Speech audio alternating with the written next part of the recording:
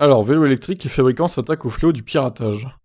Hot-rodding, piratage, falsification, les fabricants européens de vélos électriques ont décidé d'unir leurs forces afin d'empêcher ces pratiques illégales qui rendent leurs vélos électriques plus rapides. Et bah oui, il y a le débridage des vélos électriques maintenant, magnifique. Si la réglementation européenne limite aujourd'hui la puissance des vélos à assistance électrique de 250 watts et leur vitesse à 25 km/h, certains usagers ont trouvé le moyen de contourner le problème. Sur Internet, de nombreuses sociétés proposent en vente libre des kits permettant de débrider des moteurs des principaux fabricants, un tuning qui n'est pas du goût des professionnels de la filière qui ont essayé de s'unir pour lutter contre ce fléau grandissant. Dans le cadre de la CONEBI, la Confédération de l'industrie européenne du vélo, 15 associations nationales et 68 entreprises liées à l'industrie du vélo en Europe viennent de signer un engagement pour lutter contre le piratage de leurs vélos électriques. Parmi ces signataires, on retrouve d'importants fabricants de moteurs de vélos électriques tels que Shimano ou Bosch, mais aussi de grands noms de l'industrie du cycle comme Giant, GoCycle ou encore iBike. Dans leurs engagements formulés sous la forme d'une lettre, les membres de la CONEBI dénoncent toutes les manipulations de vélos électriques visant à augmenter leur vitesse maximale ou leur puissance. La conduite d'un vélo électrique piraté sur la voie publique peut non seulement induire des soucis techniques, mais aussi de lourdes conséquences juridiques. Les kits de falsification et autres méthodes de manipulation peuvent gravement endommager le deux roues concerné. Ouais, je suis pas sûr de ça non plus, hein. Les utilisateurs risquent par ailleurs de perdre leur garantie. Oui, bah, de préférence, il faut faire ça après la garantie, quoi. Mais évidemment, ne le faites pas.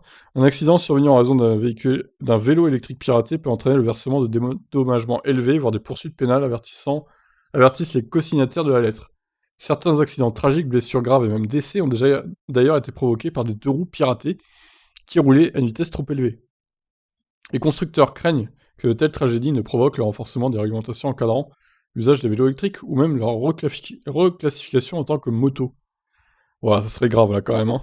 Imaginez, il faut le permis moto pour rouler en vélo électrique, alors là, non quoi, hein. Afin de lutter efficacement contre ces pratiques dangereuses, les signataires de la lettre se sont donc engagés à prendre certaines mesures.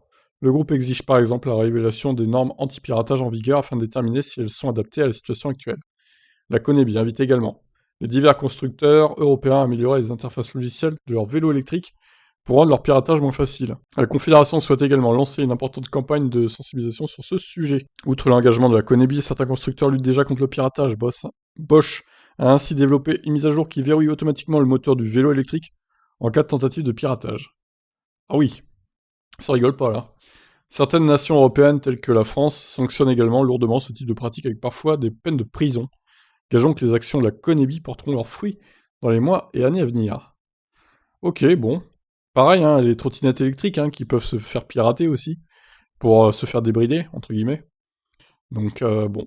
Alors est-ce que vous avez été, on va dire, dans l'illégalité? Est-ce que vous avez fait débrider votre vélo électrique ou votre trottinette?